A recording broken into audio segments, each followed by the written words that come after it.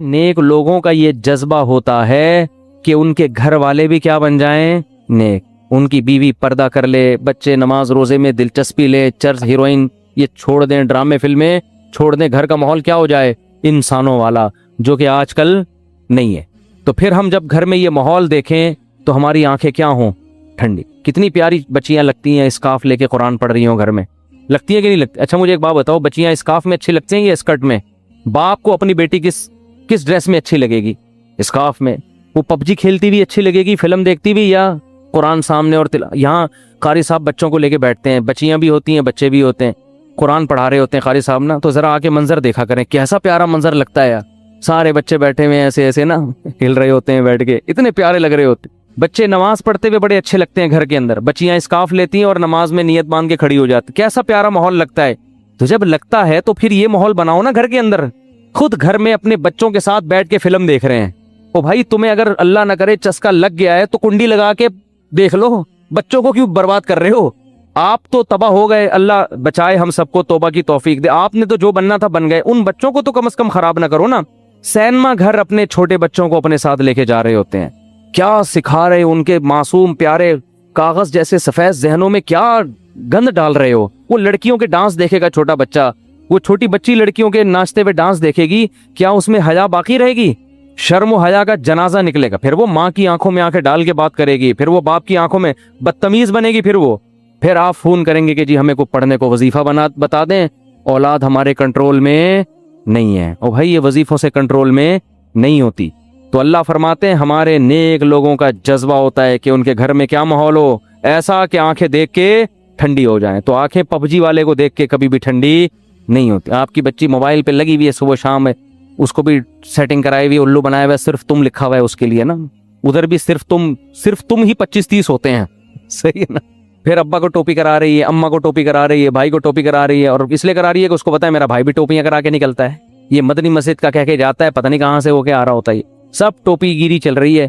تو گھر میں پھر میرے بھائی محبت کا ماحول بولو یار نہیں ہو. میں ایسے گھروں کو بھی جانتا ہوں, اللہ ہمارے گھروں کو بھی ایسا بنا دے علماء کے کہ وہ رمضان میں ان کی بچیاں 10-10 پارے تلاوت کر رہی ہیں روزانہ. گھروں میں مقابلے چل رہے ہیں, تہجد میں مقابلے چل رہے ہیں, بیٹا 15 پارے پڑھ رہا ہے روزانہ, ٹھیک ہے نا. کیسا گھر کا اچھا ماحول ہوتا ہے, تلاوت کا, نماز کا, تہجد کا. ٹھیک ہے 24 گھنٹے یہ سب کچھ نہیں ہوتا, تفریح بھی چاہیے انسان کو, کھانا پینا بھی چاہیے, تھوڑی تفریح بھی چاہیے, آؤٹنگ بھی چاہیے, لیکن یہ بھی تو چاہیے نا. آؤٹنگ تو دبا کے ہو رہی ہے, کھانا پینا بھی دبا کے ہو رہا ہے, بس 24 گھنٹے انٹرٹینمنٹ میں ہی گزر رہے ہیں. تو پھر یہ گھر کا ماحول نہ اس میں محبت ہوگی نہ اس میں سکون. چیخ و پکار لگی ہوئی ہے. بچوں کو ایک چیز سکھایا کریں, بس یہ میں ملکہ سبا کا واقعہ کل بیان کروں گا. بچوں کو اس میں واقعہ سے ضروری کہ ملکہ سبا عورت ہو کے بڑی ذہین تھی, تو اس سے ہی پتہ چلتا ہے کہ ساری عورتیں ایسے نہیں ہوتی. جو میں بار بار کہتا ہوں, جو میرا بیان سن رہی ہیں وہ بہت ذہین ہے, تو وہ ملکہ سبا کا واقعہ سن کے آپ کو اندازہ ہو جائے گا کہ بڑی بڑی ذہین بھی ہوتی ہیں.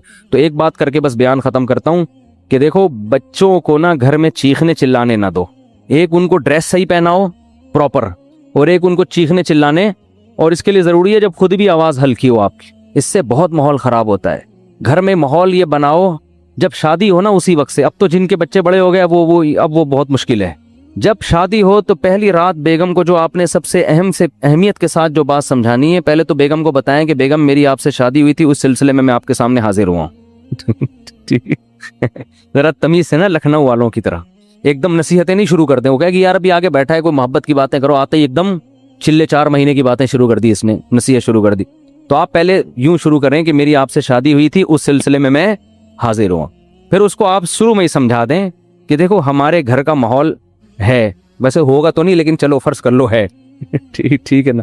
اس کو یہ بتائیں کہ دیکھو ہم جب بھی بات کریں گے نا آپس میں, ہمارا والیوم کیا ہوگا, 25 تک بس برداشت کریں گے ہم, ٹھیک ہے نا. 25 سے اوپر کسی کا بھی والیوم ہوا تو وہ جرمانہ دے گا, صحیح ہے. اپنے بارے میں بھی 50 بھی بہت ہے, 100 تو ابھی تو ڈائریکٹ 100 پہ ہوتا ہے جا کے نا, یوں گھما دیتے ہیں. یہ چیخ و پکار اللہ کو پسند نہیں ہے. وَغْضُضْ مِن صَوْتِكَ, قرآن کہہ رہا ہے اپنی آوازوں کو پس کرو. میں بھی یہ نصیحت اس لیے کر رہا ہوں کہ اللہ مجھے بھی توفیق دے. یہ مطلب نہیں ہے کہ میرا والیوم بہت ہی دھیما اور بڑی تمیز سے, تو گھر میں سب کچھ چل رہا ہوتا ہے, لیکن تکرار کرنے سے فائدہ یہ ہوتا ہے کہ اللہ توفیق دے دے. سیکھنے والے ہیں نا ہم سب, کبھی ہو سکتا ہے میری بھی آواز اچھلتے کودتے ہوئے باہر آ جائے گلی میں, اور چیخنے چلاتے بھی. آپ بولے اس دن تو بیان کر رہا تھا, تو بھائی ہم بھی سیکھنے کے لیے کہہ رہے ہیں باتیں, لیکن بات اچھی کرنی چاہیے انسان کو. تو پہلی دن اس کو بتا دیں کہ ہمارا جو والیوم ہے نا وہ ہمیشہ 25 سے نیچے رہے گا, 25 سے اوپر نہیں. جتنا اب 100 کسے کہتے ہیں پورا گلا پھاڑ کے جو بات کرو نا, یہ تو 100 ہے. اس گلے کو ہم نے 4 حصوں میں ڈیوائڈ کر کے 25 سے اوپر نہیں جانے دینا, بلکہ اس میں کچھ لگا بھی دیں, ایسا سسٹم جو اوپر نیچے ہو رہا ہو نا وہ بتا رہا ہو, کوئی ایسی مشین لگا دیں. تو اس کے بڑے فائدے ہیں. اس سے جب بچے آپ کے پیدا ہوں گے وہ بھی کیسے, تمیز سے. ایسا خوبصورت ماحول بنے گا نا آپ کے گھر, جو لوگ آئیں گے آپ کے گھر وہ کہیں گے یار یہ گھر جنت ہے, یہ تو بڑے سکون والی زندگی ہے. اس کو آپ ہلکا نہ سمجھیں, یہ چیخو پکار ہی ہر فساد کی جڑ ہے. ہر فساد کی جڑ کیا ہے, چیخو پکار. بات کرنے کی تمیز ہی نہیں ہے. گدھے کا مسئلہ کیا ہے, بات غلط نہیں کرتا, تمیز سے نہیں کرتا بات. گدھے کی باتیں صحیح ہوتی ہیں, اسٹائل غلط. اب گدھے کو گھاس چاہیے, بلی کو چاہیے بھوک, میاؤں میاؤں, بس سمجھ جاتا ہے آدمی اس کو بھوک لگ رہی ہے. گدھے کو 2 منٹ کا کام ہے آپ سے لیکن اس کے لیے اسٹائل دیکھو, پہلے پوری آواز پھیپڑوں میں بڑھے گا اور بور کے پھر ہاں ایسے نکالے گا. تو گدھا کے ساتھ پرابلم یہ ہے کہ اس کی بات غلط نہیں ہوتی, اسٹائل گدھے جیسا ہوتا ہے اس کا ٹھیک ہے نا.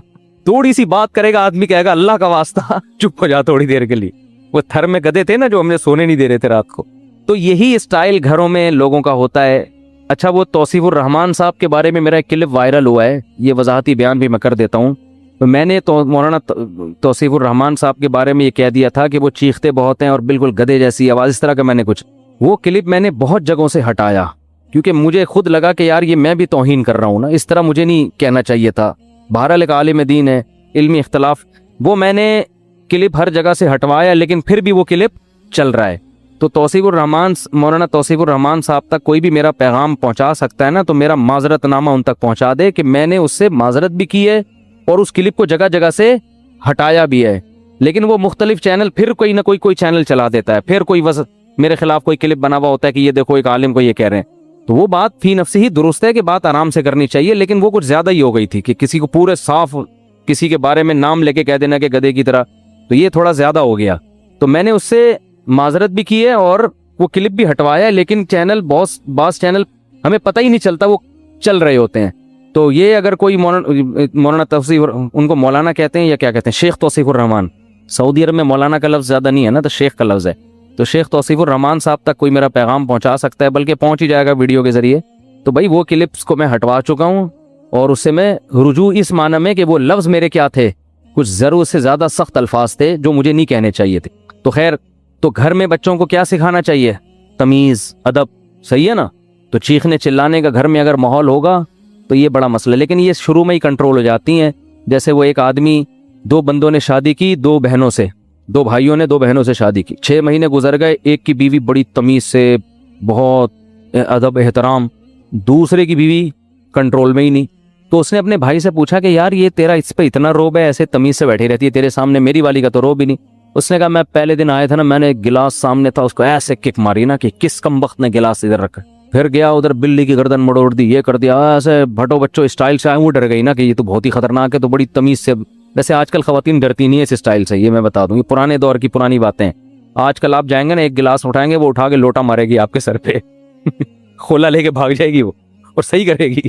ظاہر ہے یہ کون سا اسٹائل ہے آنے کا, آپ کو چاہیے آپ آ کے اسے اسی اسٹائل میں بات کریں کہ بھائی میری آپ سے کل شادی ہوئی تھی, اس سلسلے میں حاضر ہوا ہوں.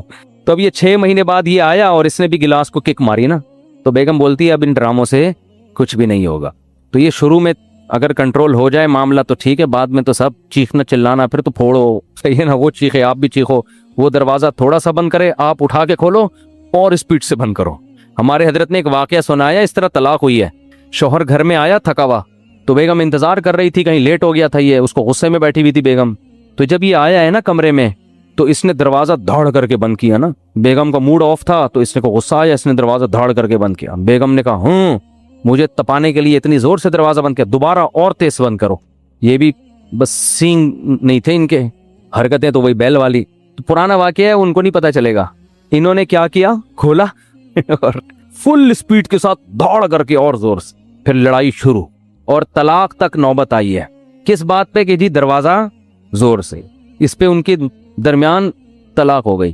تو یہ ہے انسان جب غصے میں بے قابو ہو جاتا ہے، اور اب بھائی اس نے اگر بول دیا تھا زور سے بند کرو تو کچھ اور بول دیتے ایسے موقع پہ، بولے بیگم یہ مناسب نہیں ہے، میں شادی ہوئی تھی اس سلسلے میں حاضر ہوا ہوں اور آپ کیا کہہ رہی ہو تو معاملہ طلاق تک کم از کم نہ پہنچتا. اللہ تعالیٰ سمجھنے کی عمل کی توفیق عطا فرمائے. بھائی ایک سوال کی پرچی رہ گئی، بہت دیر سے دی ہوئی انہوں نے. جلیل ماں نے کسی کو رقم رکھوائی تھی کہ یہ میرے فلاں بیٹی کو دے دینا، اور اس کی 2 بیٹیاں ہیں، تو کیا وہ رقم دونوں میں تقسیم کر سکتے ہیں؟ ماں نے جو رقم رکھوائی تھی کہ میری فلاں بیٹی کو دے دینا، ماں کا اگر انتقال ہو گیا ہے تو یہ فلاں بیٹی کا نہیں ہے، اس میں وارثوں کا پورا حصہ ہے. بیٹیوں کا بھی ہے، ماں کے اگر بیٹے ہیں تو ان کا بھی ہے، ماں کے اگر بیٹے نہیں ہیں تو پھر والدہ کے جو باپ تھے ان کا ہے، باپ بھی نہیں ہے تو بھائیوں کا ہے. وہ تفسیر علماء سے پوچھ لیں.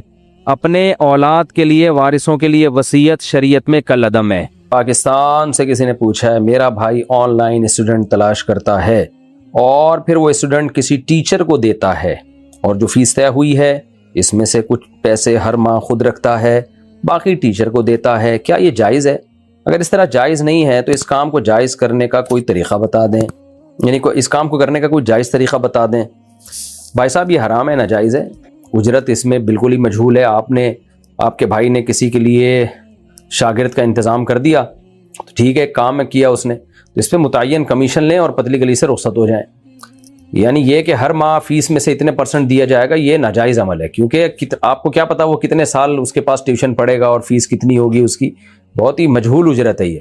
تو یوں کر لیا جائے کہ جی مجھے اسپیسیفک یہ اماؤنٹ چاہیے، میں آپ کو ایک شاگرد لا کے دے رہا ہوں، پھر اس اماؤنٹ کو آپ فیس کے ساتھ کنیکٹ کر دیں کہ جب آپ کو فیس ملا کرے گی تو آپ نے مجھے فار ایگزامپل 50,000 دینے ہیں یا 1 لاکھ دینا ہے، تو جب تک یہ آپ یہ یوں کرنا ہے کہ 50,000 میں سے ہر مہینے مجھے اتنے دے دیا کریں. تو خلاصہ کلام کا یہ نکلا کہ فیس متعین، جو کمیشن ہے وہ متعین ہونا ضروری ہے. وہ یہ نہیں ہے کہ جو یہ فیس دے گا تو اس میں سے ہر ماہ اپنے اتنے % مجھے اس کی فیس میں سے دینا، نہ، آپ نے اس کو شاگرد کا انتظام کر کے دے دیا کسی کو، ٹیچر کو، ٹیچر سے آپ متعین کمیشن لے لیں، وہ متعین کمیشن ہو، پھر اس کی وصولی چاہے قسطوں کی صورت میں ہو یا کیش ہو، وہ آپس کی بارگیننگ اور آپس کی انڈرسٹینڈنگ سے طے کر سکتے ہیں، لیکن متعین کمیشن ہونا چاہیے، نہ اس سے کم ہوگا نہ اس سے زیادہ ہوگا.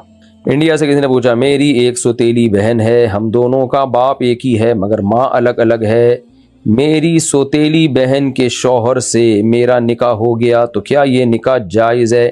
سوتیلی بہن کے شوہر سے آپ کا نکاح نہیں جائز ہے بھائی. اگر سوتیلی بہن کا شوہر یعنی بہن زندہ ہے تو اس کی موجودگی میں آپ کا نکاح نہیں ہو سکتا، کیونکہ دونوں کا باپ ایک ہو یا ماں ایک ہو تو وہ بہنیں ہی کہلاتی ہیں، اور 2 بہنوں کو نکاح میں جمع نہیں کر سکتے. تو اس لیے آپ اپنے بہنوئی سے شادی نہیں کر سکتی، چاہے وہ آپ کی سگی بہن نہ بھی ہو. ہاں بہن کے انتقال کے بعد اور پھر جو ہے نکاح ہو سکتا ہے، یا اللہ نہ کرے طلاق ہو جائے تو پھر عدت بھی جب ختم ہو جائے گی پھر نکاح ہو سکتا ہے آپ کا. بہن کی موجودگی میں آپ کا اپنے بہنوئی سے نکاح نہیں ہو سکتا، چاہے وہ سوتیلی بہن ہی کیوں نہ ہو. محمد سفیان، دراز ایک on line earning plate form ہے جس پر ہم اپنی پروڈکٹس لسٹ کر کے ارننگ کر سکتے ہیں. اب مسئلہ یہ ہے کہ مثال کے طور پر اگر ایک چیز 100 روپے کی ہے تو وہ لوگ خریدار کو 2 آپشن دیتے ہیں، آن لائن پیمنٹ یا کیش آن ڈیلیوری. اب جو آن لائن پیمنٹ کرتا ہے اس کو تو وہ چیز 100 روپے کی ملتی ہے، مگر جو کیش آن لائن ڈیلیوری پر خریدتا ہے اس کو 100 روپے کے علاوہ 300 روپے کیش پیمنٹ فیس دینی پڑتی ہے. 300 یا 30 روپے کیش پیمنٹ فیس دینی پڑتی ہے. وہ 30 روپے کا کوئی ریزن نہیں بتاتے، بس یہ لکھ دیتے ہیں کہ یہ کیش پیمنٹ فیس ہے، بتائیے یہ حلال ہے یا حرام ہے؟ دیکھو اگر پہلے سے وہ طے کر لینا کہ کیش اماؤنٹ دیا آپ نے تو پھر آپ کو 30 روپے اضافی دینے پڑیں گے. وہ شاید اس کی وجہ یہ ہو کہ مجھے نہیں پتا اس کی کیا وجہ ہے، اور اسی وقت طے کر لیں کہ آپ کیش پہ دیں گے یا آن لائن ٹرانسفر کریں گے. اگر اسی مجلس میں یہ طے ہو جائے نا ایک اماؤنٹ تو پھر یہ شرعاً جائز ہے. اور اگر یہ اسی مجلس میں طے نہیں ہوتا اور 2 قیمتیں متعین ہو جاتی ہیں کہ یہ 30 روپے بھی ہے، اور یعنی فار ایگزامپل ایک چیز کی قیمت 200 روپے ہے یا 100 روپے، آپ نے جیسے مثال دی کہ بھئی 100 روپے بھی ہے اور 130 بھی ہے، تو اگر کیش میں آپ نے دیا تو 130 دینا پڑے گا، آن لائن ٹرانسفر کیا تو صرف 100 روپے. تو پھر یہ ان سے پوچھا جائے گا کہ 30 روپے آپ کس چیز کے لے رہے ہیں، تو کوئی محنت کے بدلے میں لے رہے ہیں تو پھر تو سمجھ میں آتا ہے، لیکن محنت ان کی کیا ہو رہی ہے؟ یہاں سے بندہ جا رہا ہے ڈیلیوری وہ کرنے، وہ تو ویسے ہی جانا تھا اس نے. تو اس کی معقول کوئی ریزن اگر ان کے پاس ہے تو ٹھیک ہے، ریزن نہیں ہے تو پھر ٹھیک نہیں ہے. یہ بھی ریزن ہو سکتی ہے کہ کیش میں جو ہے ہمیں جا کے پھر बैंक में वो चेक जमा कराना पड़ेगा, और जब चेक जमा करा के आना पड़ेगा तो इसके हम अलग से 30 रुपए लेंगे, तो ठीक है, फिर भी जायज़ है, क्योंकि ऑनलाइन में ठग करके बैंक में पैसे आ गए और कैश में उनको जाके वो अमाउंट लेके जो है वो उनका नुमाइंदा आएगा, फिर उनको देने के लिए जाएगा। तो अगर कोई मेहनत हो रही है ना, कोई इजाफी काम करना पड़ रहा है, तो उसके बस में ले सकते हैं। कोई भी इजाफी काम नहीं करना पड़ रहा, फिर नहीं ले सकते। तो इसलिए सवाल दोबारा मेरा ख्याल है पूरा आप लिख के पूछें, तो फिर मैं इसका कंफर्म जवाब दे पाऊंगा। पाकिस्तान से ने पूछा, मैं दीन की तरफ लगना चाहता हूँ, लेकिन मेरे वालिदैन कहते हैं कि नहीं, स्कूल की पढ़ाई करो, ऐसे तुम जलील हो जाओगे। क्यों भाई, दीन की तरफ लगने से आदमी जलील हो जाता है क्या? कोई नौकरी नहीं देगा, कोई लड़की नहीं देगा। अच्छा, इस तरह से जलील हो जाओगे कि जब दीन की खिदमत में लोगे तो कोई नौकरी भी नहीं देगा और लड़की भी नहीं देगा। मैंने कहा अल्लाह ने पैदा किया, वो खाने को भी देगा, अगर अल्लाह ने चाहा तो लड़की भी देगा। मैं घर को, लड़की की बड़ी फिक्र लगी हुई है, मैं घर को छोड़ने को तैयार हूँ, आप बताएं मैं क्या करूँ? मेरे भाई, जब तू घर छोड़ देगा तो क्या करेगा भाई तू? फिर मेरे आप देखें, अगर ये दीन की खिदमत से आपकी मुराद ये कि आप आलिम बनना चाह रहे हैं, मदरसे में पूरा 8 साल का कोर्स करना चाह रहे हैं, तो ज़ाहिर है 8 साल के कोर्स के बाद जो आलिम के सर्टिफिकेट आपको मिलेगा उसकी हमारी सोसाइटी में कहीं जॉब के हवाले से कोई वैल्यू है नहीं। जब जॉब नहीं मिलेगी तो पैसे भी नहीं आएंगे, जब पैसे भी नहीं आएंगे तो रिश्ता कौन देगा? तो आपकी अम्मा की बात इस हद तक तो ठीक है कि आपने फ्यूचर का क्या सोचा है। तो इसमें 2 किस्म के लोग होते हैं। एक तो ये कि जिनका बहुत हाई फाई तवक्कुल होता है, वो कहते हैं यार अब मैं दीन के लिए अपने आप को वक़फ़ कर रहा हूँ, तो ज़रूरत है कुछ ऐसे लोगों की जो बिल्कुल दीवानावार और मस्ताने हो के दीन के लिए अपने आप को वक़फ़ कर दें। सोसाइटी में कुछ ऐसे लोगों की ज़रूरत है दीन की बका के लिए, लेकिन फिर उनका तवक्कुल बहुत हाई लेवल का होता है, फिर वो फ़िक्र छोड़ देते हैं कि क्या होगा, अल्लाह खिलाएगा, अल्लाह पिलाएगा, फिर अल्लाह उनको खिलाता भी है पिलाता भी है। तो मैं तो अपनी मिसाल देता हूँ, मैं तो उस हाई लेवल का तवक्कुल नहीं है, बल्कि तवक्कुल ही नहीं है हमारे अंदर, तो हम तो टूटे फूटे लोग हैं। लेकिन जब मैं दीन की तरफ आ रहा था तो ये ताना मुझे बहुत दिया जाता था कि खाओगे कहाँ से और लड़की कोई नहीं देगा, तो मैंने तो वैसे ही बोल दिया था 4 शादियाँ करूँगा। तो शायद अल्लाह ने वो कबूलियत का घड़ी हो तो, और अल्लाह ने रिज़्क़ भी दे दिया। हमारे हज़रत फरमाया करते थे मुल्ला को अल्लाह रोज़ी दे देता है, अल्लाह पे अगर तवक्कुल करे। तो हमारे हज़रत की नसीहत थी, तो बस हज़रत की तरफ से मोटिवेशन थी, तो हम जैसे नालायकों को भी अल्लाह ने थोड़ा सा हौसला दे दिया। लेकिन मेरे भाई, आम उसूल और ज़ाब्ता जो है वो यही है कि इंसान को अपने माश की फ़िक्र भी करनी चाहिए। हर एक के साथ एक जैसे मामलात नहीं होते और हर एक में एक जैसा तवक्कुल भी नहीं होता। बहुत से हमने दीनी मदारिस के तलबा देखे हैं, किश्तियाँ जला के दीन की तरफ आए, फिर 4-5 साल के बाद उनको मुआश की फ़िक्र सताती है कि यार हम कमाएंगे कहाँ से, खाएंगे कहाँ से, और फिर ज़ाहिर रिश्तों में फिर मुश्किलात होती हैं। तो फिर वो ना दीन के रहते हैं ना दुनिया के रहते हैं, कहीं के भी नहीं रहते। इसी वजह से जामिअतुर रशीद जो मेहनत कर रहा है वो यही है कि भाई तलबा को दीन दुनिया दोनों तालीमात दी जाएँ, ताकि ये अपने पाँव पे खड़े हो सकें, खुद कमा भी सकें और दीन की खिदमत भी करें। तो नॉर्मली तो यही हुक्म है कि आप कुछ कारोबार भी करें, कुछ रिस्क का इंतज़ाम करें। तो आपके वालिदैन इस लिहाज से आपको सही मशवरा दे रहे हैं कि भाई कुछ कमाने खाने पीने का भी इंतज़ाम करो, उसके बाद फिर बाकी चीज़ें दीन की खिदमत भी करो। लेकिन आप में कितना तवक्कुल है ये आप जानते हैं। अगर बहुत आला दर्जे का तवक्कुल है और आप सर्वाइव कर सकते हैं तो फिर किश्तियाँ जला के आ जाएं मदरसे में, दीन की खिदमत के लिए वक़फ़ कर दें। तो फिर अल्लाह ताला की रहमत से उम्मीद है, अल्लाह ताला किसी को भूखा नहीं मारता, और जो दीन की खिदमत के लिए वक़फ़ होते हैं उनको तो अल्लाह गैब से रोज़ी का इंतज़ाम करता है उनके लिए। वमन यत्तक़िल्लाह यजअल लहू मख़रजा व यरज़ुक़हू मिन हैथु ला यहतसिब। अल्लाह ने फरमाया जो अल्लाह से डरता है अल्लाह उसको ऐसी जगह से रोज़ी देता है जहाँ से उसका गुमान भी नहीं होता। लेकिन मैंने बताया ये बहुत कम लोग इस तरह के होते हैं। अब आप में कितना हौसला है, क्योंकि जो कम हौसला होता है ना, तो फिर यही लोग जब रिस्क की कमी होती है तो 2 नंबरियों में भी लग जाते हैं। फिर वो लोगों की जेबों पर नज़र, लालच। तो इसके लिए कुरान ने, अल्लाह ने हुक्म दिया वतज़व्वदू फ़इन्न ख़ैरज़्ज़ादि तक़वा। फिर ज़ादे राह इख्तियार करो, असबाब इख्तियार करो, क्योंकि लोगों की जेबों पे नज़र रखना ये बुरा अमल है। तो इसलिए अगर आप में बहुत आला दर्जे का तवक्कुल है फिर तो किश्तियाँ जला के आ जाएं, आप अपने आप को दीन की खिदमत के लिए वक़फ़ कर दें। लेकिन इसमें यह ज़रूरी है कि आपका कोई दूसरा भाई भी हो, क्योंकि वालिदैन को तवक्कुल की भेंट नहीं चढ़ा सकते आप, क्योंकि वालिदैन की तो खिदमत करनी पड़ेगी ना, उनको खिलाने पिलाने वाला कौन है। तो अगर आपके और भी भाई हैं जो कमा के ला रहे हैं, आपके वालिदैन को खिला पिला सकते हैं, तो फिर तो आप मदरसे में जा सकते हैं। दीन की खिदमत के जज्बे से किसी अच्छे मदरसे में जाएं जहाँ अच्छी तालीम हो, अच्छी तरबियत हो। लेकिन अगर आप इकलौते हैं और डर ये है कि आप मदरसे में गए तो पीछे वालिदैन को खिलाने पिलाने का इंतज़ाम ही नहीं रहेगा, तो फिर आपके लिए जाना जायज़ नहीं है। क्योंकि तवक्कुल इंसान अपनी ज़ात की हद तक तो कर सकता है, अपने वालिदैन को तवक्कुल की नज़र नहीं कर सकता। वो उनके लिए असबाब इख्तियार करने पड़ेंगे। इसी तरह शादीशुदा आदमी वो अपनी ज़ात की हद तक तवक्कुल करे, लेकिन बीवी बच्चों के हक़ में ऐसा तवक्कुल करना कि असबाब ही को छोड़ दे, वो تو ان کے لیے کل کوئی پریشانی آئی تو وہ کیسے صبر کریں گے؟ آپ تو یہ کہہ کے صبر کر لو کہ بھائی کبھی حالات اچھے ہوتے ہیں کبھی خراب ہو جاتے ہیں، لیکن بیوی بچوں کو آپ کیسے صبر کراؤ گے؟ اس لیے شادی شدہ آدمی پر تو لازم ہے جب شادی ہو گئی ہے تو بیوی بچوں کی فکر کرے وہ، لیکن آپ کوارے چھڑے چھاٹ ہیں تو آپ کے لیے جائز ہے کہ آپ اللہ پہ توکل کر کے مدرسے میں داخلہ لے لیں، بشرطے کہ آپ کے دوسرے بھائی بھی ہوں جو آپ کے والدین کو سنبھال سکتے ہوں۔ بہتر طریقہ تو نارمل یہی ہے کہ آپ دین دنیا دونوں تعلیم حاصل کریں اور کچھ کمانے کا انتظام بھی کریں۔ انسان کی جب اپنی کمائی ہوتی ہے تو سر اٹھا کے جیتا ہے وہ۔ ہاں بھائی، نادیہ صاحبہ کراچی سے، میرے شوہر کے پاس میری کثیر رقم ہے جس میں سے تھوڑے بہت شروع کے سالوں میں نے لیے ہیں۔ ماشاءاللہ ماشاءاللہ، اچھا آپ ہی کی رقم تھی جو آپ نے لی ہے، باقی تمام رقم شوہر کے پاس ہے۔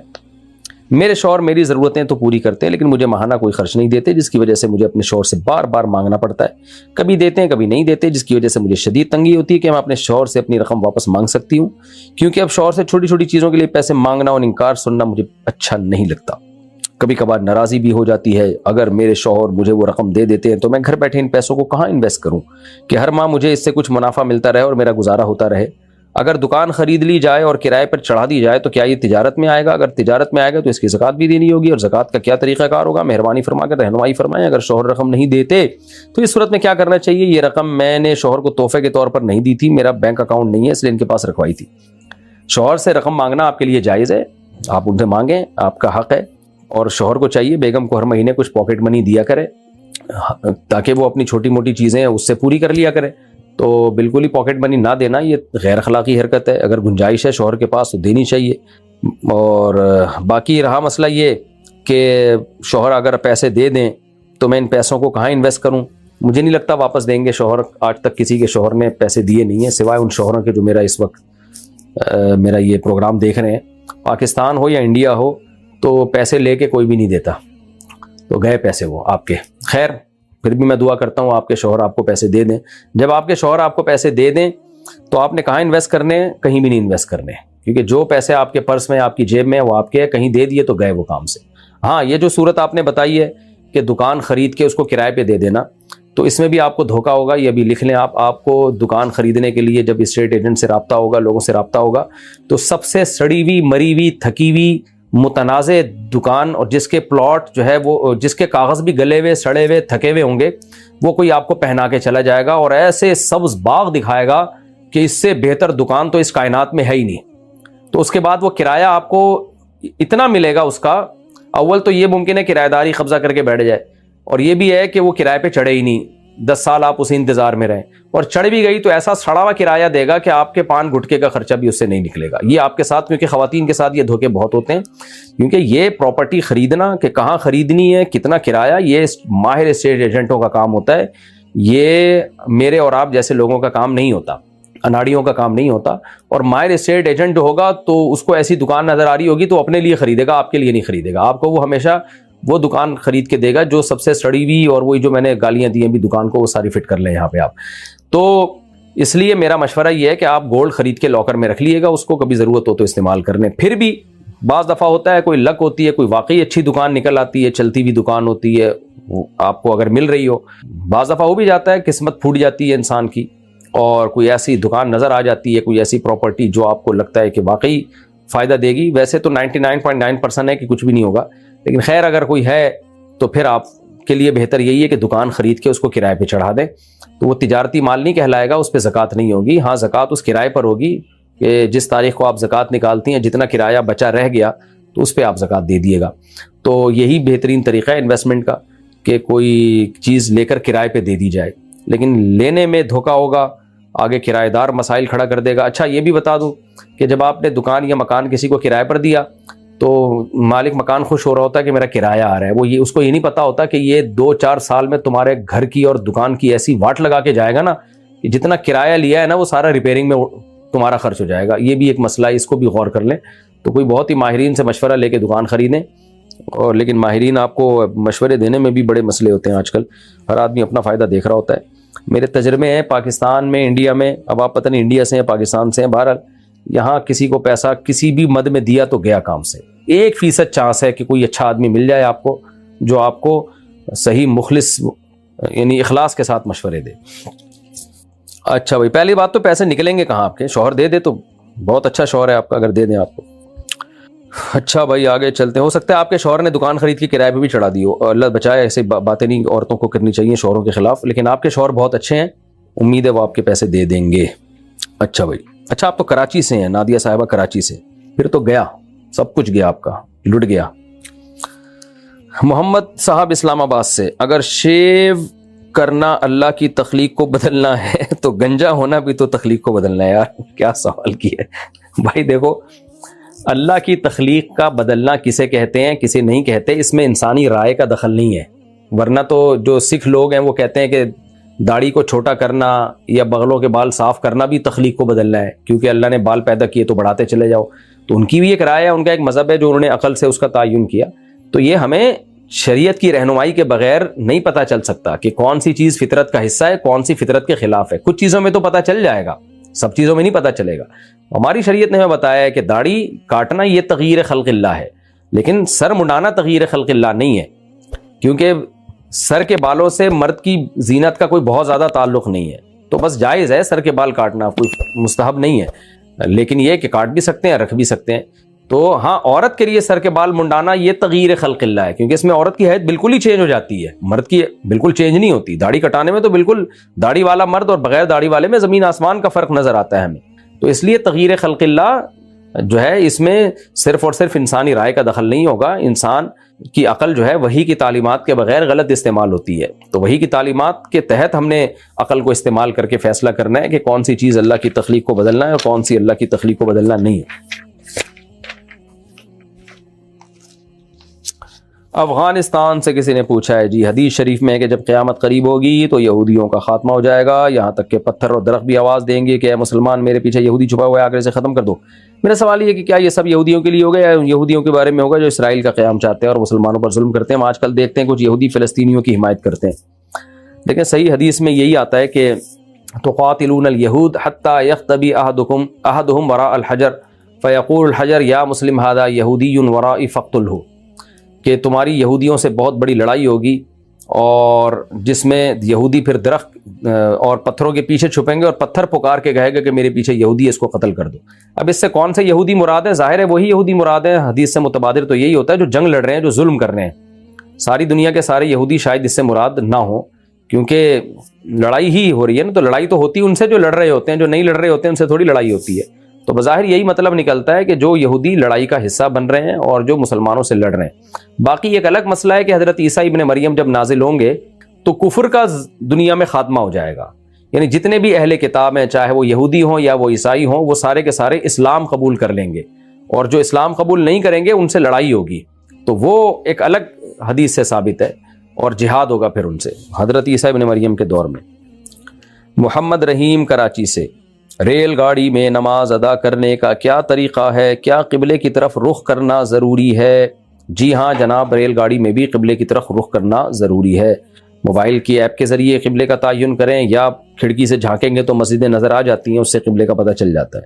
اور کھڑے ہو کر فرض نماز پڑھنا اور وتر بھی کھڑے ہو کر پڑھنا ضروری ہے۔ عبداللہ صاحب کراچی سے، جس طرح حضرت محمد صلی اللہ علیہ وسلم کا نام سننے یا بولنے کے بعد درود شریف پڑھنا ضروری ہے، کیا اسی طرح کلمہ طیبہ کے بعد بھی پڑھنا ضروری ہے؟ نہیں، ایک دفعہ نبی صلی اللہ علیہ وسلم پر کسی مجلس میں نام آئے نا تو ایک دفعہ درود پڑھنا ضروری ہے، ہمیشہ نہیں۔ باقی کلمے میں آپ بغیر اس کے بھی پڑھ سکتے ہیں،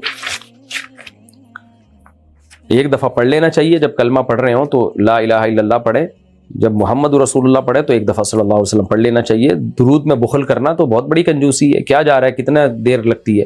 ہاں بار بار نام آ رہا ہے تو پھر بار بار بے شک نہ پڑھا جائے۔ ندیم پاشا، میں اپنے غیر مسلم دوستوں سے کہتا ہوں کہ قرآن میں کوئی تبدیلی نہیں ہوئی تو وہ کہتے ہیں ثبوت پیش کرو، برائے مہربانی اس پر روشنی ڈالیں۔ یہ الٹا سوال ہے میرے بھائی، جو تبدیلی کا دعوے دار ہوتا ہے اس کے ذمہ ہے کہ ثبوت پیش کرے۔ یہ ایسا ہی ہو گیا، میں کہتا ہوں زید تم نے میرے سے 1,00,000 روپے لیے ہیں، زید کہتے ہیں میں نے نہیں لیے، میں زید سے کہتا ہوں اس پہ ثبوت پیش کرو کہ تم نے نہیں لیے، وہ کہے گا ثبوت آپ پیش کرو کہ میں نے لیے ہیں۔ تو جو کہتے ہیں کہ تبدیلی ہوئی ہے ان کے ذمہ ہے کہ ثبوت پیش کریں، کیونکہ پوری دنیا میں قرآن پڑھا جا رہا ہے، مسلمانوں میں کتنے مسئلوں میں اختلاف ہیں، کتنی لڑائیاں، کتنے پڈے، قرآن میں الحمدللہ کوئی پڈا ہی نہیں ہے، الحمد سے لے کے والناس تک تاریخ میں کوئی ایک جھگڑا نہیں دکھا سکتے کہ کوئی اختلاف ہوا ہو۔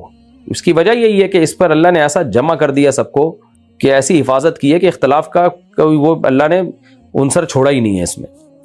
یاسر صاحب کشمیر سے، مفتی صاحب میں جس لڑکی کو پسند کرتا ہوں میرے والدین اس سے میری شادی نہیں کرا رہے اور اس لڑکی کا رشتہ بھی اس کے گھر والوں نے کسی اور سے کرا دیا ہے۔ ہائے ہائے ہائے، دل کے ارماں آنسوؤں میں بہہ گئے۔ اب ان کے بچے آپ کو ماموں کہیں گے۔ اب میں چپ کر کے بیٹھ جاؤں یا اپنی مرضی کر سکتا ہوں؟ جب اس لڑکی کا رشتہ اس کے گھر والوں نے کہیں اور کرا دیا ہے تو اب آپ چپ کر کے بیٹھ جائیں، یا تو اس کے گھر والے بھی آپسی سے کرا رہے ہوتے نا تو پھر تو ہم کہتے چلو وہی کر لو۔ جب اس کی لڑکی کے ہی ابا اماں نے کہیں اور کرا دیا تو یوں کریں اور کہیں اور ٹرائی ماریں۔ مفتی صاحب کیا مغرب کے فرض کی تیسری رکعت میں آیت الکرسی پڑھنی ہوتی ہے؟ اگر نہیں تو 3 رکعتیں کیسے پڑھیں؟ جناب مغرب کے فرض کی تیسری رکعت میں صرف سورہ فاتحہ پڑھنی ہے اور کچھ بھی نہیں، وہ بھی نہ پڑھیں تو بھی جائز ہے، لیکن بہتر ہے سورہ فاتحہ پڑھ لینی چاہیے۔ تو کوئی بھی دعا پڑھ لیں تو بھی ٹھیک ہے، افضل یہی ہے کہ سورہ فاتحہ پڑھ لی جائے۔ ناپاکی کے ایام میں جو نماز یا روزے قضا ہو گئے ان کا کیا حکم ہے؟ جہیز کے ایام میں خواتین سے جو نماز قضا ہوتی ہے وہ معاف ہے، البتہ روزے جو قضا ہوئے ان کو لوٹانا، ان کو رکھنا لازم ہے، واجب ہے۔ قربانی کس پر فرض ہے؟ بقرعید تو گزر گئی میرے بھائی، اس پہ بہت سارے کلپ ہیں، دوبارہ دیکھ لیں۔ کیا اگر لڑکی کی گھر والوں سے نہ بنتی ہو تو وہ الگ رہ سکتی ہے؟ الگ کہاں جائے گی؟ الگ لڑکی کے لیے رہنا ٹھیک نہیں ہے، اس کو فتنوں میں پڑنے کا اندیشہ ہے۔ کوئی ایجڈ خاتون ہو، بڑی عمر کی ہو تو ایک الگ بات ہے، لڑکی کی نہیں بن رہی تو فوراً شادی کر کے الگ ہو جائے، اپنے شوہر کے ساتھ زندگی گزارے۔ وہ مسئلہ سارا پھر یہی آتا ہے نا، رشتوں میں پرابلم ہے تو جب مرد 2 3 شادیاں کریں گے تو سب لڑکیوں کو نمٹا دیں گے وہ۔ تو بعض دفعہ ہوتا ہے لڑکی کے ساتھ گھر میں ظلم ہو رہا ہوتا ہے، یا ماں بیٹی کی لڑائیاں ایک مصیبت بن چکی ہوتی ہیں، ان کے مزاج ہی نہیں مل رہے ہوتے، بہنوں کے نہیں مل رہے ہوتے، بعض دفعہ وہ جہنم بن چکا ہوتا ہے گھر۔ تو ایسے موقع پہ یہی ہوتا ہے، خواتین کی لڑائیوں کو کون بیٹھ کے حل کر سکتا ہے؟ آپ خود سمجھدار ہیں، تو حل یہی ہوتا ہے کہ بھائی تم اپنے گھر جاؤ، رخصت ہو کے اپنے شوہر کے گھر جا کے زندگی گزارو۔ وہاں نہ بنے تو پھر چلو شوہر کے ساتھ الگ رہو، پھر وہاں کا تو حل سمجھ میں آتا ہے۔ تو ماں سے بعض دفعہ ایسے اختلاف شروع ہو جاتے ہیں، بہنوں کے آپس میں شروع ہو جاتے ہیں، بڑے مسائل ہوتے ہیں، بھابیاں بھی ہوتی ہیں وہ نندوں کے لڑ رہی ہوتی ہیں، بڑے مسائل ہوتے ہیں۔ تو حل یہی ہے کہ آپ اپنے گھر آباد کریں، شوہر کے ساتھ زندگی گزاریں، اور شوہر نہیں مل رہا تو پھر مردوں کو میں بولتا ہوں کہ بھائی 2 3 شادیاں کرو، تاکہ سب لڑکیوں کو ٹھک سے نمٹاؤ، سب کو کام نمٹاؤ جلدی سے، شادیاں کر کے سب کو جو ہے نا ٹھکانے لگاؤ، سب کو ان کو ایک نیچرل زندگی دو، فطری زندگی دو، تو اس سے مسائل پیدا نہیں ہوں گے، مسائل ختم ہوں گے۔ شادی نہیں کرو گے تو مسائل بڑھیں گے، کہ تمہاری بیٹیاں بھی بیٹھی رہیں گی، کوئی نکاح کرنے کے لیے تیار نہیں ہوگا۔ اچھا میرے بھائی یاسین انصاری صاحب کہتے ہیں مفتی صاحب جس گھر اور گاڑی استعمال کی چیز ہے اس طرح سونا بھی استعمال کی چیز ہے، تو اس پر زکوٰۃ کیوں ہے؟ اس لیے زکوٰۃ ہے کہ سونے کا حدیث میں آتا ہے کہ استعمال میں ہو تو بھی زکوٰۃ دینی پڑے گی۔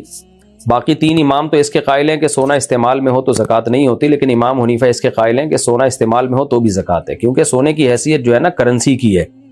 اب آپ نے ڈالروں کا ہار بنا کے گلے میں ڈالا ہو تو بھی زکوٰۃ دینی پڑے گی، اور اس بارے میں صحیح حدیث بھی ہے، تبھی تو امام ابو حنیفہ نے اس پہ فتویٰ دیا ہے صحیح حدیث ہونے کی وجہ سے، کہ آپ صلی اللہ علیہ وسلم نے 2 خواتین کے ہاتھ میں سونے کے کنگن دیکھے، آپ نے فرمایا کہ تم اس کی زکوٰۃ دیتی؟ انہوں نے فرمایا نہیں۔ فرمایا کیا کہ تم چاہتی ہو کہ اللہ قیامت میں تمہارے ہاتھ میں آنکھ کے کنگن پہنائے؟ تو وہ تو انہوں نے کنگن پہنے ہوئے تھے، اس کا مطلب زیور کے طور پہ استعمال کر رہی تھی وہ، تو وہ شریعت کا حکم ہے سونا چاندی استعمال میں ہو تو بھی زکوٰۃ ہوتی ہے۔ مفتی صاحب ہماری مسجد میں چوری کی بجلی سے پانی وغیرہ بھرا جاتا ہے تو اس کا کیا حکم ہے؟ کیا ہماری نماز ہو جاتی ہے؟ نماز تو ہو جاتی ہے، مگر چوری کی بجلی سے پانی بھرنا ٹھیک عمل نہیں ہے۔ مسجد والوں کو سمجھاؤ کہ مسجد تو وہ جگہ ہے جہاں لوگوں کو قانون فالو کرنے کا حکم دیا جائے، ان کو سکھایا جائے کہ چوری بری چیز ہے، اور آپ ہی الٹا یہ کام کر رہے ہو تو بری بات۔ سعد اچھا ایک بات یہ بھی ہوتی ہے کہ بعض دفعہ گورنمنٹ میٹر ہی نہیں لگا رہی ہوتی، تو پھر لوگ مجبور ہوتے ہیں کنڈا لگانے پر، تو پھر وہ چوری نہیں کہلائے گی، اس لیے کہ گورنمنٹ کا کام ہے نا میٹر لگا کے دے دو، تو کیوں نہیں لگا رہے بھائی؟ لوگوں نے ایک سال سے درخواستیں دی ہوتی ہیں، تو پھر ایسی صورت میں کوئی کنڈا کی بجلی استعمال کر رہا ہے تو جائز ہے، لیکن پھر وہ اس کے پیسے جمع کرائے گورنمنٹ کے کھاتے میں، کسی طریقے سے ایک اندازے سے جمع کرا دے، یا صدقہ کر دے، آخری درجہ یہی ہے، گورنمنٹ کے کھاتے میں نہیں ڈال سکتا تو صدقہ کر دے۔ سعد شیرو میں ڈیلیوری کا کام کرتا ہوں اور گھر سے 7 کلومیٹر دور رہتا ہوں، اس لیے میری نماز جماعت سے نہیں ہو پاتی، کیا یہ ٹھیک ہے؟ گھر سے 7 کلومیٹر دور، اگر جب نماز کا ٹائم ہو اور مسجد آپ سے کافی دور ہو تو پھر آپ پر مسجد میں جماعت سے نماز پڑھنا لازم نہیں ہے، کام آپ اپنا کرتے رہیں، لیکن جب جماعت کھڑی ہونے کا ٹائم ہوا اور مسجد آپ کے قریب میں کہیں ہوئی، اسی محلے میں مسجد ہوئی، تو پھر آپ پر لازم ہوگا کہ کام چھوڑ کے آپ مسجد میں جا کے جماعت سے نماز پڑھیں۔ ہاں مسجد دور ہے آپ سے تو پھر آپ کے لیے جماعت چھوڑنے کی ایسی مجبوری میں گنجائش ہوگی، پھر بھی مسجد کی جماعت چھوڑنے کی گنجائش ہوگی، ویسے تو پھر بھی جماعت سے پڑھے نا، کوئی 2-3 بندے مل کے۔ عظیم صاحب دبئی سے، میں صبح اٹھا اور وضو کر کے نماز پڑھ لی، نماز کے بعد دیکھا کہ کپڑوں پر نجاست لگی ہوئی ہے، میرے لیے کیا حکم ہے؟ نماز لوٹائیں، یہی حکم ہے۔ کیف صاحب انڈیا سے، مفتی صاحب ہمارے محلے میں ایک عورت ہے جو بدکاری میں مبتلا ہے، اس کے 2 چھوٹے بچے بھی ہیں، میں اس کو دیکھتا ہوں تو مجھے بہت افسوس ہوتا ہے، میں نے محلے والوں کو بھی بتایا اور مسجد کے مفتی صاحب کو بھی، کوئی فائدہ نہیں ہو، آپ کی رہنمائی چاہتا ہوں۔ بھائی انڈیا میں ہیں اور انڈیا کے قانون کیا ہے وہ تو آپ بھی بہتر جانتے ہوں گے، تو سمجھانے کی کوشش کریں، پھر نہیں سمجھتے تو چھوڑ دیں۔ وہاں کا لا کیا ہے اس بارے میں مجھے نہیں معلوم، میرا خیال ہے لا تو شاید پرمیشن دیتا ہے، وہاں انڈیا تو سیکولر اسٹیٹ ہے، وہاں تو زنا پر پابندی نہیں ہے۔ آپ اپنا محلہ تبدیل کر لیں، اتنا کر لیں، ورنہ آپ جب انسان یہ گناہ اپنی آنکھوں سے دیکھ رہا ہوتا ہے تو آہستہ آہستہ اس کے دل سے گناہ کی برائی ختم ہونا شروع ہو جاتی ہے۔ کل آپ کے بچے بھی دیکھیں گے، برائی میں مبتلا بھی ہو سکتے ہیں، ورنہ برائی ان کے دل سے برائی نکل جاتی ہے۔ تو کوشش کریں کہ ایسا علاقہ چھوڑ دیں تو زیادہ بہتر ہے۔ مفتی صاحب کیا جس کاروبار پر حکومت کی طرف سے پابندی ہو وہ کاروبار کرنا حرام ہے؟ اگر کوئی ایسے کاروبار کرنے والوں کے ساتھ روزانہ کی دہاڑی پر کام کرے تو اس کی کمائی کیا حرام ہوگی؟ دیکھیں، گورنمنٹ نے اگر کسی کاروبار پر پابندی لگائی ہے تو اگر وہ واقعی کسی قانون یعنی لوگوں کے فائدے کے لیے لگائی ہے، اس کاروبار سے لوگوں کو نقصان ہو رہا ہے، پھر گورنمنٹ کے لا کو فالو کرنا چاہیے۔ اگر آپ لا کو فالو نہیں کریں گے تو وہ یہ ناجائز عمل کہلائے گا۔ باقی آمدن کا تعلق جو ہے وہ اس سے ہے کہ کاروبار بذات خود جائز ہے یا نہیں ہے، تو اگر جائز چیز کا کام کر رہے ہیں تو اس کی آمدن حلال ہی ہوگی، چاہے گورنمنٹ نے پابندی ہی لگائی ہو۔ ہاں، گورنمنٹ کی مخالفت کا گناہ ہوگا، تو اس لیے اب کاروبار کی نوعیت آپ پوچھتے تو میں بتاتا کہ اس کی ارننگ حلال ہے حرام۔ اب مثال کے چرس بیچ کے کوئی پیسے کما رہا ہے تو وہ حرام ہے، گورنمنٹ نے چرس پہ پابندی لگائی اور آپ ہیروئن اور چرس بیچ رہے ہو، تو گورنمنٹ کی پابندی کی وجہ سے بھی یہ عمل ناجائز، اور چونکہ جو چیز بیچ رہے ہو وہ خود حرام ہے تو اس لیے اس کی ارننگ بھی حرام ہوگی۔ اور اگر گورنمنٹ نے کہیں پابندی لگا دی کہ بھئی آپ کھجوریں نہیں بیچ سکتے کسی بھی وجہ سے، تو کھجوریں بیچنا تو نہیں چاہیے ایسی صورت میں، لیکن کھجور چونکہ بذات خود حلال چیز ہے تو اس کو بیچ کے جو آپ پیسہ کمائیں گے وہ حلال ہوگا، لیکن خلاف قانون کرنے کا گناہ ہوگا، بشرطے کہ وہ قانون بھی کوئی لوگوں کے فائدے ہی کے لیے بنایا گیا ہو۔ بعض دفعہ ایویں بھی چیزیں جو ہے نا بعض دفعہ لوگوں پہ تھوپ دی جاتی ہیں بلا وجہ کی۔ سہیل صاحب انڈیا سے، میری شادی کو 5 سال ہو گئے ہیں مگر اولاد نہیں ہے، کیا میں دوسری شادی کر سکتا ہوں؟ بھائی اولاد ہو تو بھی کر سکتے ہیں، اولاد نہ ہو تو بھی کر سکتے ہیں۔ دوسری شادی کا تعلق اس سے نہیں ہے کہ آپ کے اولاد ہے یا نہیں، تعلق اس سے ہے کہ آپ 2 بیویوں کے پورے حقوق ادا کر سکتے ہیں یا نہیں کر سکتے۔ مفتی صاحب میرے شوہر نے مجھ سے چھپ کر دوسری شادی کی ہوئی ہے، نہ وہ مجھے خرچہ دیتے ہیں، نہ وقت، اور نہ ہی اولاد پیدا کرنے دیتے ہیں، اور نہ ہی مجھے گھر دیا ہوا ہے، آخر میں کب تک اپنے والدین کے گھر میں رہوں گی جبکہ میرے 2 بچے بھی ہیں؟ ایسے میاں سے آپ طلاق لے کے کہیں اور شادی کریں، یہ زیادہ بہتر ہے۔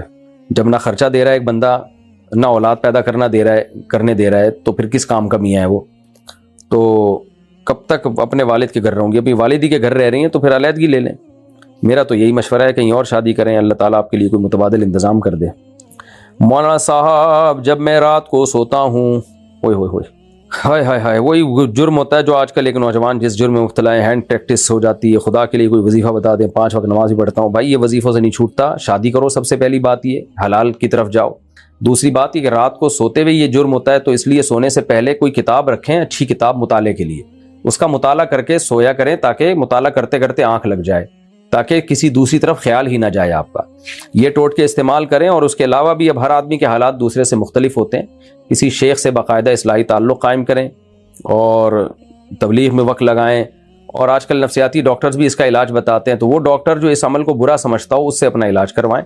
لیکن نفسیاتی ڈاکٹر تو خود بہت سے نفسیاتی ہو گئے ہیں، وہ بجائے روکنے کے لوگوں کو اور اس برائی میں مبتلا کر دیتے ہیں۔ تو کوئی سمجھدار ڈاکٹر ہو جو اس برائی کو چھڑوانے میں سیریس ہو تاکہ یہ برائی آپ سے چھوٹ جائے۔ لیکن اہل اللہ سے تعلق قائم کریں، یہ بہت ضروری ہے، اس سے آہستہ آہستہ گناہ چھوٹ جائے گا۔ اور اپنے لیے کوئی سزا بھی رکھیں کہ جب یہ گناہ ہوگا تو اتنے پیسے صدقہ کریں گے یا یہ اتنے روزے رکھیں گے، کوئی بھی مناسب سزا اپنے لیے رکھیں تو آہستہ آہستہ انشاءاللہ یہ گناہ چھوٹ جائے گا۔ محمد تابش بمبئی سے، اور جب یہ گناہ ہو توبہ استغفار بھی کیا کریں۔ محمد تابش ممبئی سے، مفتی صاحب ایک شخص جس کے اوپر کافی قرض ہے جو وہ ادا نہیں کر پا رہا کیونکہ کوئی آمدن کا ذریعہ نہیں ہے، وہ بہت پریشان ہے، قرض بھی ادا کرنا چاہتا ہے لیکن ممکن نہیں ہو پا رہا، کیا وہ کسی سے زکوٰۃ لے کر قرض ادا کر سکتا ہے؟ اگر ہاں تو اس کا طریقہ کیا ہوگا؟ کیونکہ اسے خود کے لیے زکوٰۃ مانگنے میں بہت شرم محسوس ہو رہی ہے تو کیا وہ اپنا نام ظاہر کیے بغیر یہ کہہ کر کہ کسی مستحق کا قرض ادا کرنا ہے زکوٰۃ لے سکتا ہے؟ قرضہ لیتے ہوئے شرم نہیں آ رہی تھی، اب زکوٰۃ لیتے ہوئے شرم آ رہی ہے۔ قرضہ لینے نہیں چاہیے بھائی، جو اللہ نے دیا ہے اس پہ گزارا چلاؤ بس۔ باقی زکوٰۃ لے سکتا ہے، اس کو اگر کوئی دے گا تو زکوٰۃ ادا ہو جائے گی۔ اب اس کی حالت کیا ہے یہ تو اللہ ہی بہتر جانتا ہے، تو اپنا نام ظاہر کیے بغیر تو نہ لے، یہ بول دے بھائی مجھے پیسوں کی ضرورت ہے مجھے دے دیں، تو اگلا اس کو زکوٰۃ دے دے، تو اسی طرح کرے۔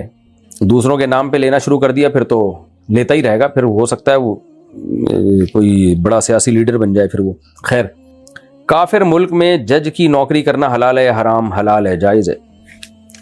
اچھا بھائی، شہناز افتخار صاحب نے پوچھا ہے مرد اور عورت کی نماز میں فرق بتا دیں، 20 دفعہ میں اس پہ ڈیٹیل سے بات کر چکا ہوں کہ عورت سمٹ کے نماز پڑھے گی۔ اب سمٹنے کے طریقے کیا ہیں وہ بہشتی زیور، تسہیل بہشتی زیور ایک کتاب ہے، جامع الرشید سے چھپی ہے، تسہیل بہشتی زیور، وہ کتاب ہر گھر میں ہونی چاہیے، اس میں وہ پورا سمٹنے کا کیا طریقہ ہے وہ لکھا ہوا ہے۔ فاطمہ سعد لکھنؤ سے، کیا آرٹیفیشل جیولری میں نماز ہو جاتی ہے؟ جی ہو جاتی ہے۔ انیلا صاحبہ، بخاری کی حدیث نمبر 1980 اور 981 میں عورتوں کو بھی مسجد میں نماز پڑھنے کا حکم ہے، برائے مہربانی فرما دیں۔ اجازت ہے، حکم نہیں ہے، وہ یوں ہے لا تمنعوا اماء اللہ من المساجد، حدیث کے الفاظ یہ ہیں کہ عورتوں کو مسجد میں آنے سے مت روکو، تو لیکن ترغیب نبی صلی اللہ علیہ وسلم نے یہی دی ہے کہ عورت کی گھر کی نماز وہ مسجد کی نماز سے افضل ہے، اس بارے میں بہت ساری احادیث ہیں۔ باقی حضرت عائشہ رضی اللہ تعالی عنہا کا صحیح ہے بخاری ہی میں قول ہے کہ لو کان النبی رأى ما رأینا لمنع نساءنا کما منعت نساء بنی اسرائیل، اگر نبی ہماری زمانے کی عورتوں کو دیکھ لیتے تو مسجدوں میں آنے سے روک دیتے۔ سوچیے حضرت عائشہ کے دور میں جب اتنا فساد پیدا ہو چکا تھا کہ حضرت عائشہ کہہ رہی ہیں نبی ان عورتوں کو دیکھتے تو روک لیتے، تو آج کی خواتین کو کون کنٹرول کرے گا؟ تو جن اصول اور ضوابط کے ساتھ عورت کو مسجد میں آنے کی اجازت ہے، آج کل خواتین ان اصول اور ضوابط کی رعایت نہیں کرتی، مسجد میں بھی میک اپ لگا کے جا رہی ہیں، خوشبو لگا کے جا رہی ہیں، بے پردہ ہو کے چہرہ کھول کے گھوم رہی ہوتی ہیں، تو اس لیے بہت سارے فقہا نے اس سے منع کیا تھا کہ ان پابندیوں کی رعایت اب نہیں ہو رہی۔ لیکن اب میری رائے اس بارے میں یہی ہے، بعض علماء کی اور بھی رائے ہے کہ اب خواتین کو اگر مسجد سے ہم دور کر دیں گے تو اور بھی بڑا فتنہ ہوگا، وہ ایمان سے بھی ہاتھ دھو بیٹھیں گی، اس لیے ہماری رائے تو یہی ہے کہ کم از کم جمعہ عیدین وغیرہ میں خواتین کو مسجد میں آنے کی اجازت دینی چاہیے، تاکہ مسجد میں ان کا ایک رشتہ رہے، بیان سنیں، ایک مسجد سے رشتہ رہے، ان کو اپنے مومن ہونے کا احساس رہے۔ تو دونوں طرح کی باتیں، اجازت بھی ہے حدیث میں لیکن ان پابندیوں کے ساتھ، تو بعد میں فقہا نے دیکھا کہ ان پابندیوں پہ عمل نہیں ہو رہا ہے، تو رائے کا اختلاف ہے، کسی کا مقصد بھی حدیث کی مخالفت نہیں ہے، یہ خوب سمجھ لیں۔ کورٹ سے یک طرفہ خلا کے بعد میاں بیوی ایک ساتھ رہنا چاہتے ہو تو کیا کریں؟ یک طرفہ خلا جب ہوتا ہے تو وہ خلا ہوتا ہی نہیں ہے، تو میاں بیوی ہی ہیں، وہ ایک ساتھ ہی رہنا پڑے گا ان کو۔ ہاں اگر کوئی ویلڈ پوائنٹ تھا اور بعض صورتیں ہوتی ہیں، 100 میں سے ایک کیس ایسا ہوتا ہے جس میں وہ خلا معتبر ہو جاتا ہے، تو پھر اس میں تو نکاح ختم ہو گیا، پھر اکٹھے رہنا چاہیں تو دوبارہ نکاح کرنا پڑے گا ان کو۔ باقی یہ کہ خلا معتبر ہوا ہے یا نہیں ہوا، تو اس بارے میں خلا کی پوری کارروائی لکھ کے نا وہ بھیج دی جائے کسی دارالفتہ میں، ہمارے یہاں بھی بھیجی جا سکتی ہے، یا جامع الرشید میں بھیج دیں، دارالکرنگی، بنوری ٹاؤن کہیں بھی بھیج دیں۔ ویسے 100 میں سے 99% خلا جو یک طرفہ ہوتے ہیں نا وہ شریعت میں کالعدم ہے، کیونکہ شریعت نے شوہر کو ڈیورس کا حق دیا ہے، اور خلا بھی شریعت میں ایک ایگریمنٹ ہے، اس پہ بھی پوری امت کا اجماع ہے۔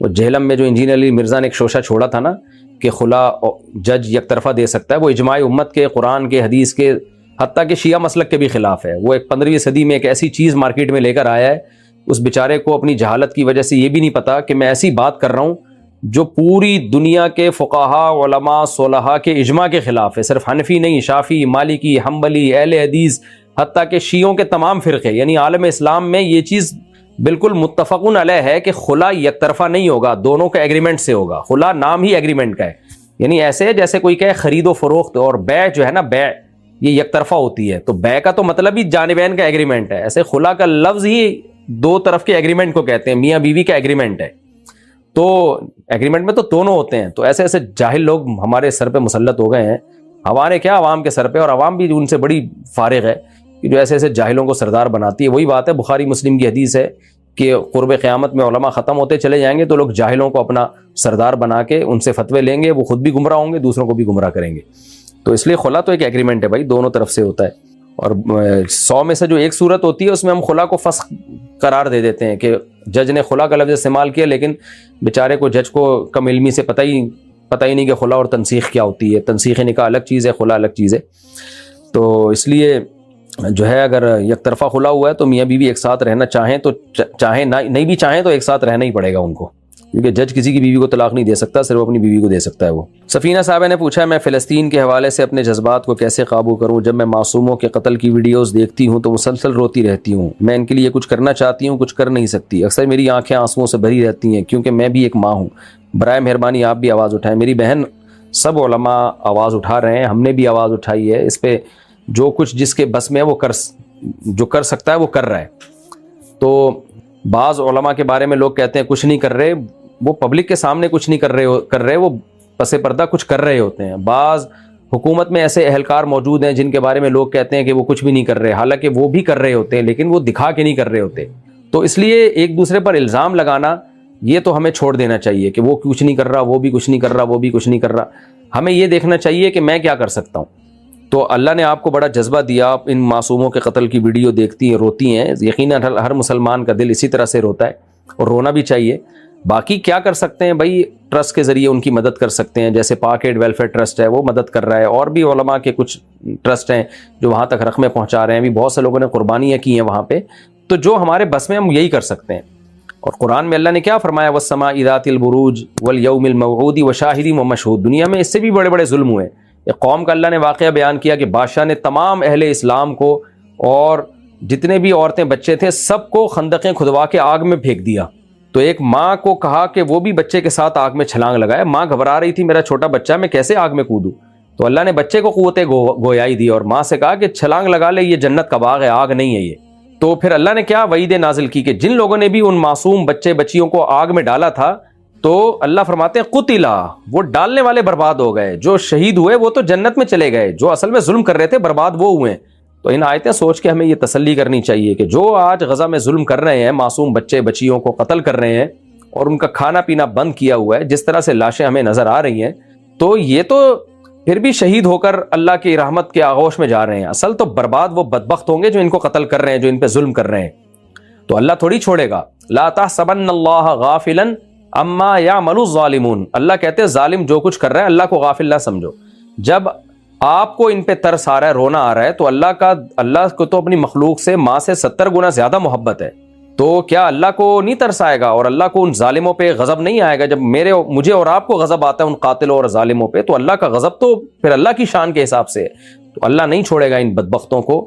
تو ہم ان ظالموں کے لیے بد دعا کر سکتے ہیں، ہدایت کی دعا کر سکتے ہیں، مظلوموں کے لیے دعا کر سکتے ہیں، اور جو کچھ ہمارے بس میں ان کی مدد جو گراؤنڈ ریئلٹی سے میچ کر رہی ہو۔ ہوائی باتیں کرنے والے آپ کو بہت زیادہ مل جائیں گے لوگ، لیکن پریکٹیکلی جو ہم کر سکتے ہیں، جو ہمارے بس میں، ہمیں وہ کرنا چاہیے۔ تو ایسا کوئی کام نہیں کرنا چاہیے کہ جو ہم کر سکیں پھر اس سے بھی ہم رہ جائیں، ایسا ہمیں کوئی کام نہیں۔ طلحہ صاحب لاہور سے پوچھتے ہیں ہم نے گھر سے بھاگ کر شادی کی تھی، استغفر اللہ، لیکن جب ہم گھر سے بھاگ گئے تو میرے گھر والوں نے اور سسرال والوں نے ہمیں واپس بلا لیا کہ ہم تمہاری شادی کرا دیں گے۔ اب ہم جب واپس آ گئے ہیں تو میری والدہ مجھے ہر وقت بد دعا دیتی ہیں اور کہتی ہیں کہ میں تجھے اپنا دودھ معاف نہیں کروں گی۔ میں ان سے کافی بار معافی مانگ چکا ہوں، کیا ان کی بد دعائیں مجھے لگیں گی اور میں ایسا کیا کروں جس سے وہ راضی ہو جائیں؟ یار کام تو آپ نے ایسا ہی کیا نا، ماں باپ اس سے تو ان کی عزت داؤ پہ لگتی ہے۔ ماں باپ کو بھی چاہیے نا، جب بچہ کہہ رہا ہے تو خود ہی کر دیں، یہ موقع ہی نہ آنے دیں۔ خود دیر کرتے ہیں، اس کے پراٹھے کھلا رہے ہیں، اس کو انڈے کھلا رہے ہیں اور پھر شادی سے روک رہے ہیں آپ، تو خود ہی کر دیا کریں تاکہ یہ نوبت ہی نہ آئے۔ بہرحال آپ باقی کے کوئی اچھا کام نہیں کیا آپ نے، تو اب اماں کو راضی ہی کریں، میں تو یہی کہوں گا، اور اللہ سے دعائیں بھی مانگیں، اماں کی کوئی اضافی خدمت کریں۔ دیکھیں جو ہے نا، امی کو کچھ پیسے ویسے دیا کریں ہدیے کے طور پر، اور کچھ ان کے ساتھ تعاون کرتے رہا کریں منتھلی، اور نرم لہجے میں بات کریں، اور اللہ سے بھی دعا مانگیں، انشاءاللہ ٹھیک ہو جائیں گی۔ پوری کوشش کر لی تو امید ہے اللہ سے کہ انشاءاللہ یہ بد دعائیں آپ پہ اثر نہیں کریں گی۔ اور دوسرا، ماں کو بھی سوچنا چاہیے کہ جیسے بچے کو ماں کی بد دعا سے ڈرنا چاہیے، ماں کو بھی ڈرنا چاہیے کہ اولاد کے خلاف وہ بد دعا کریں۔ تو اس پہ بھی قیامت کے دن اللہ سوال کرے گا کہ آپ نے اپنی اولاد کو بد دعائیں کیوں دیں، کیا کر لیا تھا اس نے کہ جس کی بیس پر آپ نے اتنی بد دعائیں دیں؟ اس نے کوئی شادی ہی کی ہے نا، ٹھیک ہے بھاگنا نہیں چاہیے تھا، لیکن کی تو شادی ہی ہے نا، کوئی ایسا تو نہیں کہ لڑکی بھگا کے کہیں زنا سینٹر میں لے گیا ہو یا کوئی ڈیٹے مار رہا ہو۔ تو پہلے اولادوں کو آزاد چھوڑ دیتے ہیں، کوئی کنٹرول نہیں ہوتا، جب ان کے ٹاکڑے ہوتے ہیں اور آپس میں دوستیاں ہوتی ہیں، اور پھر شریف آدمی ہے وہ شادی کی بات کر رہا ہے، تو اتنی آزادیاں دینے کے بعد پھر کہتے ہیں کہ وہ جی شادی ہمارے مرضی سے کرے گا۔ تو وہ آپ کی مرضی سے جب کرے گا جب پورا کنٹرول شروع سے آپ نے رکھا ہو, اس کو آزادی نہ دی ہوئی اتنی. تو اس لیے ماں پر بھی جائز نہیں ہے کہ جو اپنی اولاد کو بد دعا دے, اور اللہ نہ کرے یہ بد دعا لگ گئی تو کل ماں ہی بیٹھ کے روتی رہے گی. تو نبی صلی اللہ علیہ وسلم نے ارشاد فرمایا کہ عورتیں جہنم میں زیادہ ہوں گی, اس کی وجہ عورت ہونا نہیں ہے بلکہ اس کی وجہ آپ نے فرمائی تو پھر نہ لعن, تم لعنت زیادہ بھیجتی ہو. ذرا سی بات ہوگی ایک دم بد دعائیں, لعنتیں. باپ بد دعائیں اکثر کم دے رہے ہوتے ہیں, مائیں زیادہ دے رہی ہوتی ہیں, تو یہ بد دعا دینا بھی ناجائز ہے. تو اس لیے صرف اولاد کا مسئلہ نہیں ہے کہ وہ ماں کو خوش کرے, ماں پر بھی کچھ حقوق ہیں اولاد کے کہ وہ بد دعائیں نہ دے. جو ہونا تھا ہو گیا, شادی کی ہے اب چھوڑ دو. ٹھیک ہے, تھوڑا بہت ناراضی بنتی ہے, میں نہیں کہہ رہا کہ وہ اس کو مزید اولادوں کو, میں کوئی موٹیویٹ نہیں کر رہا کہ آپ بھی بھاگو.